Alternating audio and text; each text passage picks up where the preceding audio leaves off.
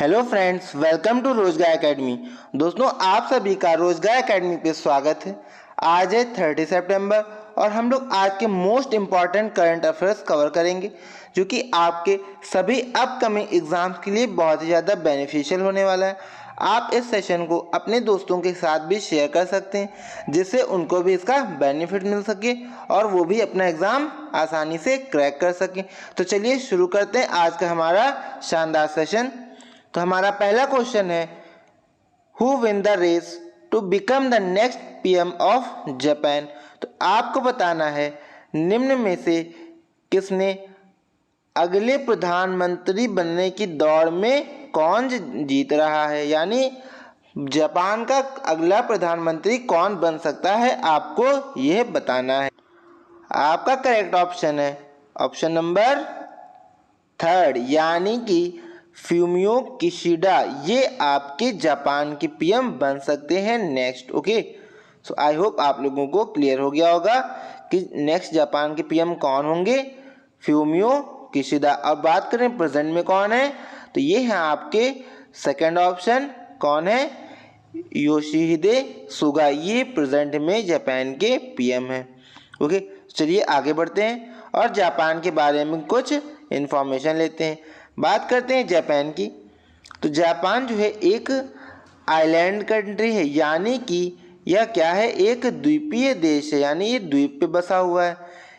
और कहाँ पे है इसकी लोकेशन, तो ये एशिया के ईस्ट में है, जो कि पैसिफिक ओशियन में। ओके, बात करते हैं इसको कौन कौन सी कंट्रीज बॉर्डर करती हैं।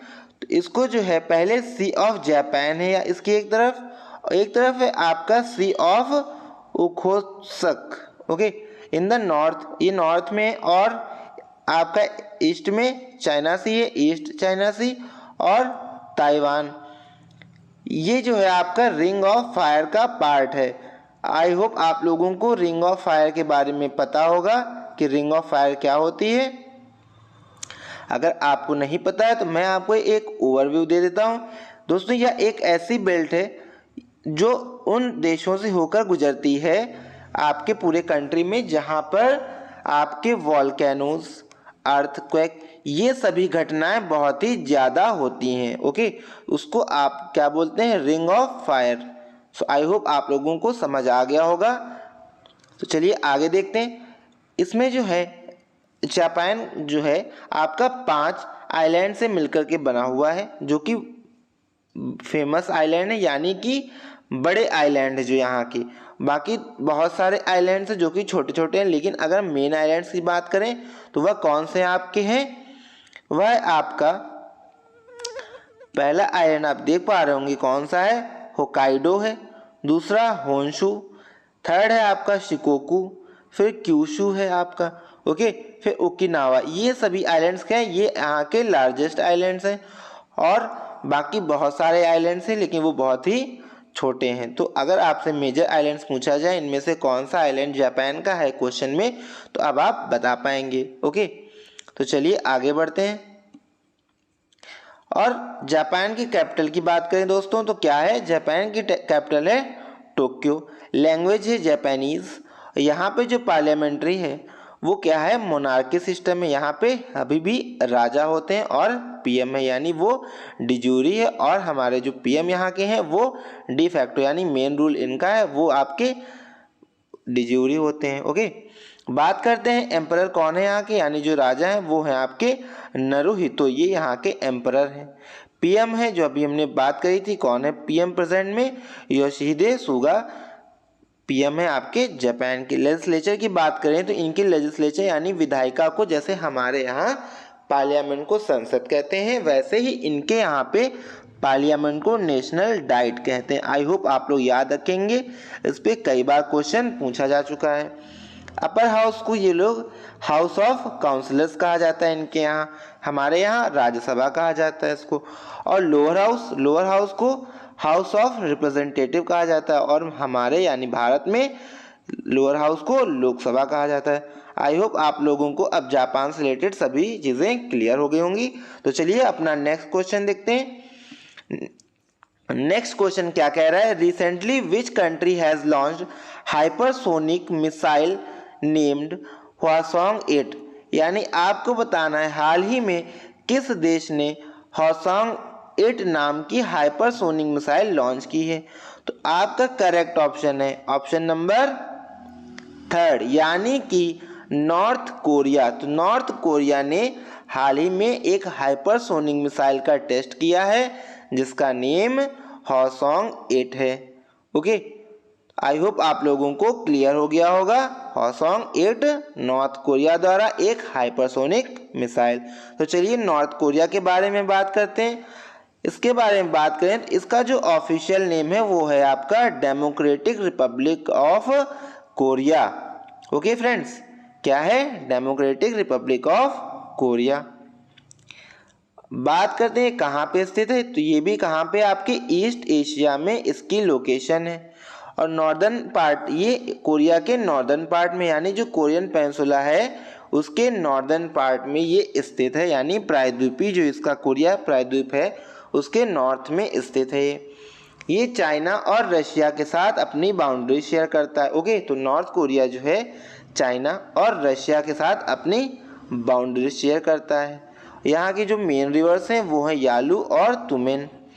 ओके, और साउथ में बात करें तो ये साउथ कोरिया के साथ भी अपना बॉर्डर शेयर करता है, जो कि कौन सी बाउंड्री बनाता है, यानी कि बॉर्डर का नाम क्या है जो साउथ कोरिया और नॉर्थ कोरिया के बीच में, इसको बोलते हैं कोरियन डीमिलिटराइज्ड जोन, जिसको ये लोग आम भाषा में 38th पैरेलल भी कहते हैं। क्यों कहते हैं? क्योंकि यहाँ पे आपकी 38 डिग्री लाइन निकलती है। ओके, आई होप आप लोगों को क्लियर हो गया होगा। इसको 38 पैरेलल भी कहते हैं और इसको कोरियन डीमिलिटराइज्ड जोन भी कहते हैं।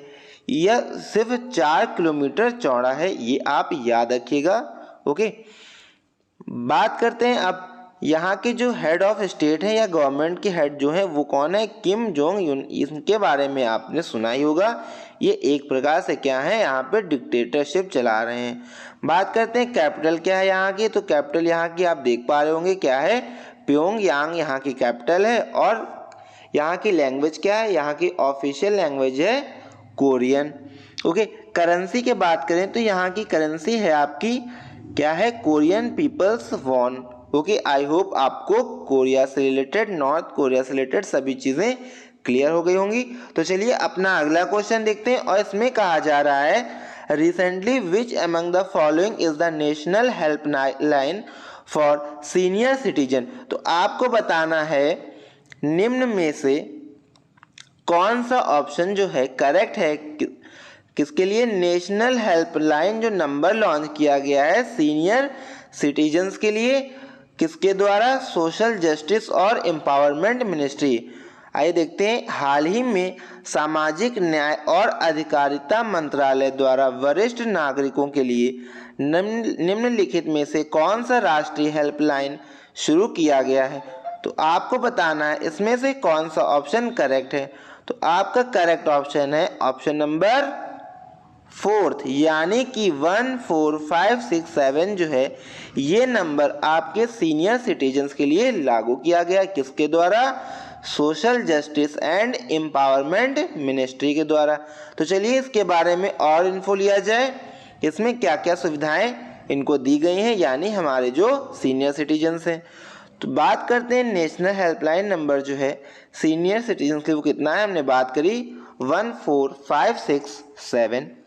ओके, 14567 काफ़ी इजीली याद हो जाएगा। 1 उसके बाद आपका 4567, ये आपका ऑपरेशनल क्या है, टोल फ्री नंबर होगा, जो कि कितने राज्यों में भी शुरू किया गया है ये इंपॉर्टेंट है। आपसे पूछा जा सकता है कि शुरुआत के समय में कितने राज्यों में लॉन्च किया गया है। तो 6 राज्यों में कौन कौन से? तेलंगाना, तमिलनाडु, मध्य प्रदेश, राजस्थान, कर्नाटक और उत्तर प्रदेश। तो आप ये सभी राज्यों के नाम याद रखिएगा। इसमें आपसे क्वेश्चन पूछा जा सकता है कैसे, कि आपको ऑप्शन दिया जाएगा निम्न में से कौन सा राज्य में यह योजना नहीं शुरू की गई है, या फिर आपके ऑप्शंस होंगे उसमें पूछा जाएगा निम्न में से कौन से राज्य में यह योजना शुरू की गई है? तो आप इन सभी नामों को राज्य को याद रखिएगा कि कौन से राज्य में, कौन से स्टेट में इसको शुरू किया गया है। ओके, तेलंगाना, तमिलनाडु, एमपी, राजस्थान, कर्नाटक और उत्तर प्रदेश। ओके, तो चलिए बात करते हैं इसमें क्या क्या सुविधाएं दी गई हैं सीनियर सिटीजन्स को। तो इसमें इंफॉर्मेशन किससे ले सकते हैं? ये डॉक्टर से इंफॉर्मेशन ले सकते हैं, हॉस्पिटल से ले सकते हैं जानकारी, ओल्ड एज होम से ले सकते हैं और बाकी जो एक्टिविटी सेंटर्स हैं इत्यादि से ये जानकारी ले सकते हैं। अगर बात करें गाइडेंस की, ये सलाह किससे ले सकते हैं? तो ये लीगल सलाह ले सकते हैं, मेंटेनेंस एक्ट रिलेटेड सलाह भी ले सकते हैं और पेंशन से रिलेटेड कोई क्वेरीज हैं तो वो भी ये पूछ सकते हैं। सपोर्ट की बात की तो इनको लाइफ सपोर्ट दिया जाएगा, anxiety, relationship management, emotional support, ये सभी चीज़ें इनको सपोर्ट की जाएंगी। ओके, तो आई होप आपको सभी चीज़ें क्लियर हो गई होंगी। और इसमें क्या है, ये होमलेस और जो एबेंडेंट एल्डर्स हैं उनके बारे में ये डायरेक्ट और इनडायरेक्ट एक इकोसिस्टम तैयार कर सकते हैं और गवर्नमेंट से इस पर बात कर सकते हैं। ओके, अब बात करते हैं ये कब से कब तक लागू रहेगा, यानी इस पे कब से कब तक कॉल की जा सकेगी। तो इस पे जो है 8 AM से 8 PM यानी मॉर्निंग 8 बजे से शाम के 8 बजे के बीच में सीनियर सिटीजन्स इस पे कॉल कर सकते हैं और किसी भी दिन यानी ऑल 7 डेज ये कॉल कर सकते हैं।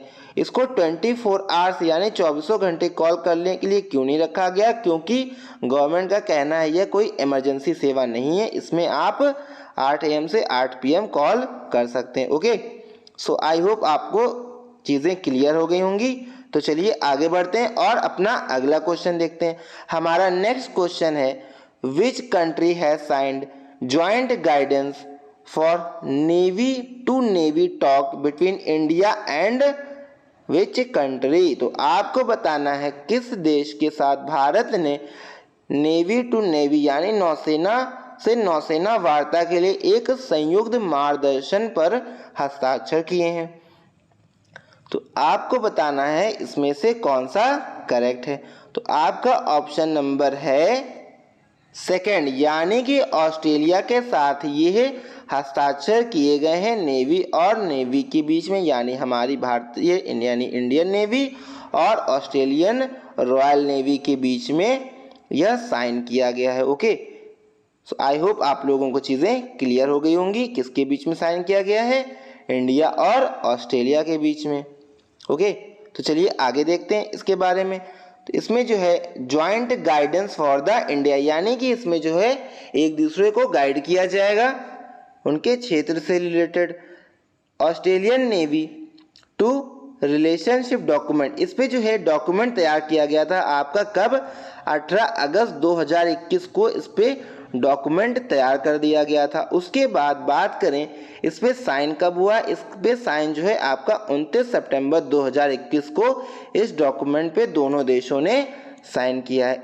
29 सितंबर 2021 को इंडिया और ऑस्ट्रेलिया की नौसेनाओं ने इस पे, उनके प्रमुखों ने इस पे हस्ताक्षर किए हैं। और इसका कब ड्राफ्ट तैयार हुआ था? तो इसका ड्राफ्ट 18 अगस्त 2021 को तैयार हुआ था। इसमें क्या क्या आ गया है? Terms of reference for the conduct of navy to navy talk between Indian navy and royal Australian navy. क्या कहा गया है इसमें?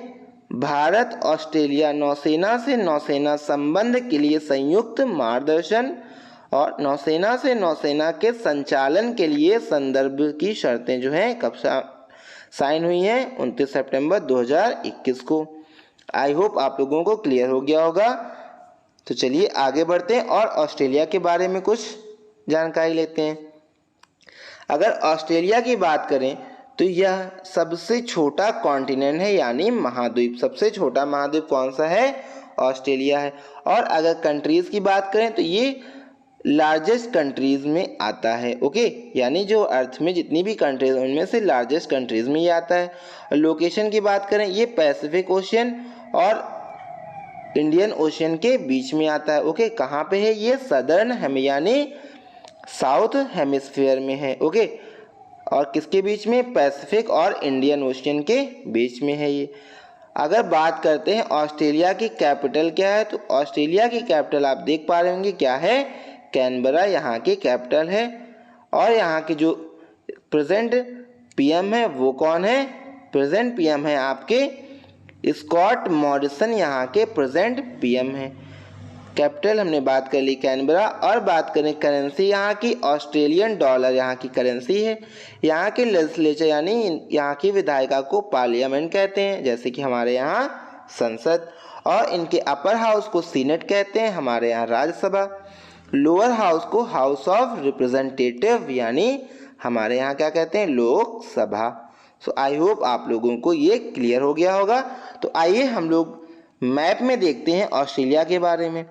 तो मैप में बात करें, ये आपका यहाँ पे देखिए, जहाँ पे आपका पॉइंट है ये ग्रेट बैरियर रीफ है। ओके, यानी प्रवाल भित्ति, ये दुनिया की यानी विश्व की सबसे बड़ी प्रवाल भित्ति रेंज है, यानी ग्रेट बैरियर रीफ। ये आप लोग याद रखिएगा। ओके, बात करते हैं यहाँ पे सी के बारे में। तो इसके दक्षिण में एक आप सी देख पा रहे होंगे, तस्मान सी। और इसकी कैपिटल कहाँ पे? ये आपको दिख रही होगी कैनबरा, इसकी ये कैपिटल हो गई। ओके, बात करते हैं ये आपका क्वींसलैंड हो गया। जो इम्पोर्टेंट शहर हैं वह मैं आपको बता रहा हूँ, उनको आप लोग याद रखिएगा। ये आपका ग्रेट विक्टोरिया डेजर्ट हो गया। ओके, आई होप आप लोग इसे याद रखेंगे। ये आपका ग्रेट सैंडी डेजर्ट, ये सभी चीज़ें आपकी बहुत ही इंपॉर्टेंट है ऑस्ट्रेलिया के मैप में। इधर आपका क्या है? इंडियन ओशियन है और इधर आपका पैसिफिक ओशियन है। आई होप आप लोग इसे याद रखेंगे।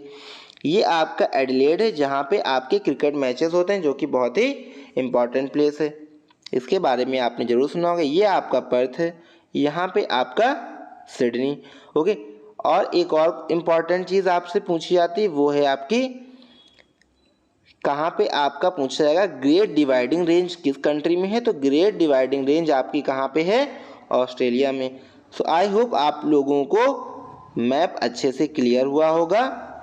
और बात करें किम्बरले प्लेटू आपका, तो चलिए अब हम लोग आगे बढ़ते हैं और अपना नेक्स्ट क्वेश्चन देखते हैं। हमारा अगला क्वेश्चन है, recently a book has been launched named, जिसका नाम क्या है? Jumbos on the edge. Okay, क्या नेम है? Jumbos on the edge, the future of elephant conservation in India. तो आपको बताना है यह बुक किसके द्वारा लिखी गई है। Jumbos on the edge, future of elephant conservation in India. तो आपका करेक्ट ऑप्शन है ऑप्शन नंबर सेकंड, यानी कि ये लिखी गई है आपकी श्री संजीव कुमार चड्ढा द्वारा। ओके, आई होप आप लोग इसे याद रखेंगे। तो चलिए आगे बढ़ते हैं। और हमारा नेक्स्ट क्वेश्चन है, recently Bombay high court impose penalty of 25 lakh on which private company for wasting of courts time. तो आपको बताना है बॉम्बे हाई कोर्ट द्वारा किस प्राइवेट कंपनी पर 25 लाख का जुर्माना लगाया गया है, ये कहते हुए कि आपने कोर्ट का समय वेस्ट कर दिया यानी बर्बाद कर दिया। तो वह आपका ऑप्शन कौन सा है? ऑप्शन नंबर फोर्थ करेक्ट है, यानी कि लाफिन फाइनेंशियल सर्विसेज प्राइवेट लिमिटेड पर 25 लाख का जुर्माना बॉम्बे हाई कोर्ट द्वारा लगाया गया, ये कहते हुए आपने कोर्ट का समय बर्बाद किया है। ओके, तो चलिए आगे देखते हैं। हमारा अगला क्वेश्चन है, which day is celebrated as surgical strike day by Indian government. तो भारतीय सरकार द्वारा किस दिन सर्जिकल स्ट्राइक डे सेलिब्रेट किया जाता है, आपको बताना है। तो हमारा ऑप्शन करेक्ट है ऑप्शन नंबर थर्ड, यानी कि 29 ऑफ सितंबर को सर्जिकल स्ट्राइक डे सेलिब्रेट किया जा रहा है हर साल। ओके, तो बात करते हैं ये क्यों सेलिब्रेट किया जाता है। तो आपको याद होगा 28 सितंबर 2016 को हमारे पीएम ने सर्जिकल स्ट्राइक घोषित की थी। तो हमारे जो पीओके एरिया है जिस पे अभी पाकिस्तान ने कब्जा कर रखा है, वहाँ पे इनके द्वारा यानी इंडियन जो हमारे ट्रूप से यानी जो सोल्जर्स थे उनके द्वारा यहाँ पे सर्जिकल स्ट्राइक की गई। और उसको पूरी तरह से अंजाम कब दिया गया था? 29 सितंबर को। इसलिए हम इस दिन को 2016 से लगातार सर्जिकल स्ट्राइक डे के तौर पे सेलिब्रेट करते आ रहे हैं। आई होप आपको क्लियर हो गया होगा कि सर्जिकल स्ट्राइक डे क्यों सेलिब्रेट किया जाता है। तो चलिए आगे बढ़ते हैं। और हमारा अगला क्वेश्चन है, world heart day is celebrated on which day. तो आपको बताना है विश्व हृदय दिवस किस दिन मनाया जाता है। तो आपका करेक्ट ऑप्शन है ऑप्शन नंबर 3 यानी कि 29 सितंबर को आपका वर्ल्ड हार्ट डे सेलिब्रेट किया जाता है। आई होप आप लोग याद रखेंगे। बात करते हैं इसकी थीम क्या रखी गई है। तो इसकी थीम आपकी रखी गई है harnessing the power of digital health to improve awareness prevention and management of CVD globally. CVD मतलब कार्डियोवैस्कुलर डिजीज यानी जो हार्ट की डिजीज होती है। क्या कहा गया है CVD के बारे में जागरूकता रोकथाम प्रबंधन को बेहतर बनाने के लिए डिजिटल स्वास्थ्य की शक्ति का दोहन। ओके, आई होप आपको थीम के बारे में क्लियर हो गया होगा। तो चलिए आगे बढ़ते हैं और इसके बारे में थोड़ी और जानकारी लेते हैं। तो इसका जो डाटा है वो कौन देता है, यानी इसके बारे में कौन बताता है हमें कि कितने हार्ट डिजीज़ और हार्ट डे और सभी चीज़ें जो हैं कितने लोगों की इस पर डेथ हुई, ये सभी जो डाटा है वो कौन तैयार करता है। तो ये आपका वर्ल्ड हार्ट फेडरेशन जो है ये तैयार करता है, जो आपका वर्ल्ड हार्ट डे भी सेलिब्रेट करता है। ओके, जो किस लिए सेलिब्रेट किया जाता है, कार्डियोवैस्कुलर डिजीज को कम करने के लिए, क्योंकि ये प्रेजेंट में जो है नंबर 1 किलर है लोगों के लिए। ओके, यानी इससे जो है सबसे ज़्यादा डेथ होती हैं। अगर बात करें पर ईयर जो है कितनी डेथ्स होती हैं इससे, तो पर ईयर आपकी 18.6 मिलियन जो है हार्ट डिजीज़ की वजह से डेथ होती है, यानी कार्डियोवैस्कुलर डिजीज़ की वजह से। ओके, और प्रेजेंट में बात करें कोविड-19 की वजह से इससे जो अफेक्टेड लोग हैं वो 520 मिलियन पहुंच गए। ओके, सो ये बहुत ही ज़्यादा वल्नरेबल सिचुएशन हो गई, यानी कि वल्नरेबल मीन्स संवेदनशील हो गया है ये। ओके, आई होप आप लोग याद रखेंगे 18.6 मिलियन मौतें पर ईयर आपकी कार्डियोवैस्कुलर डिजीज यानी हार्ट अटैक से होती हैं। तो चलिए आगे बढ़ते हैं अब और हमारा अगला क्वेश्चन देखते हैं। हमारा अगला क्वेश्चन है how many teams will be increased by BCCI for new Indian premier league, यानी आपको बताना है BCCI द्वारा कितनी और नई टीमों को IPL में शामिल करने की बात कही जा रही है। तो आपका करेक्ट ऑप्शन है ऑप्शन नंबर 4 यानी कि डी ऑप्शन, यानी 4 टीम्स को इंक्लूड करने की बात की जा रही है। तो ये जो है आपकी अक्टूबर में इन पर जो है आपकी बोली लगाई जाएगी, जिसपे कितने पार्टीज होंगी, 12 पार्टीज इस पे आएंगी, आपके टीम्स को इंक्रीज करेंगी, यानी 4 टीम्स हमारी इंक्रीज हो जाएंगी, जो कि हमें नेक्स्ट IPL में देखने को मिलेंगी, यानी 2022 में। तो चलिए आगे बढ़ते हैं। अब बात करते हैं recently which Indian for first time has been selected among 15 finalist for Earthshot Prize. तो आपको बताना है हाल ही में पृथ्वी शॉट पुरस्कार 2021 के लिए पहली बार यानी फर्स्ट टाइम कोई इंडियन इसमें शामिल हुआ है, जिसमें कि 15 फाइनलिस्ट पहुंचे थे, उसमें से भारतीय कौन है जो चुना गया इसके लिए।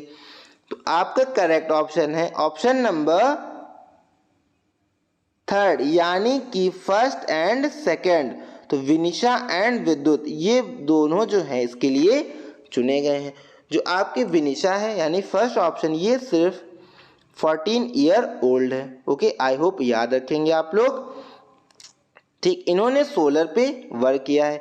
ये जो अवार्ड है आपका अर्थ शॉट अवार्ड, ये आपको किस लिए दिया जाता है दोस्तों, ये आपका दिया जाता है अर्थ यानी इन्वायरमेंट के जो वर्क कर रहे हैं इन्वायरमेंट के लिए, ये अवार्ड उनको दिया जाता है। आइए बात करते हैं इस अवार्ड के बारे में। तो ये जो अवार्ड है ये ब्रिटेन के प्रिंस विलियम ने लॉन्च किया था, जिसमें क्या है 50 मिलियन पाउंड जो है अर्थ शॉट प्राइज दिया जाता है, यानी कितना 50 मिलियन अर्थ शॉट प्राइज दिया जाता है। ओके, ये किसके लिए है, इन्वायरमेंट चैलेंजेस को टैकल करने के लिए। इसमें जो इस बार की थीम क्या रखी गई है, 5 अर्थ शॉट्स, यानी इस बार की थीम क्या है 5 अर्थ शॉर्ट्स इसकी थीम रखी गई। तो देखते हैं वो 5 कौन से इसके एम रखे गए हैं। तो पहला है आपका प्रोटेक्शन एंड रीस्टोर नेचर, यानी हमें नेचर को क्या करना है, प्रोटेक्ट करना है और रीस्टोर करना है। हमारी हवा को क्या करना है, क्लीन करना है यानी साफ करना है।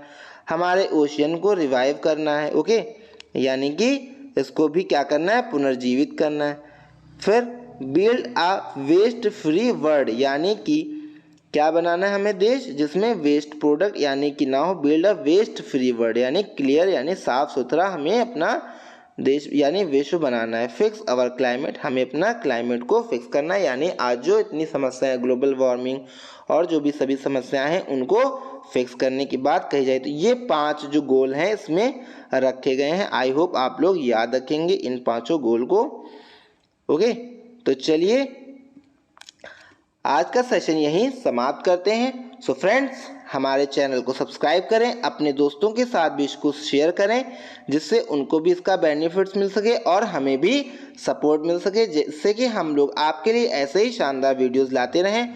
सो friend, good day, good bye.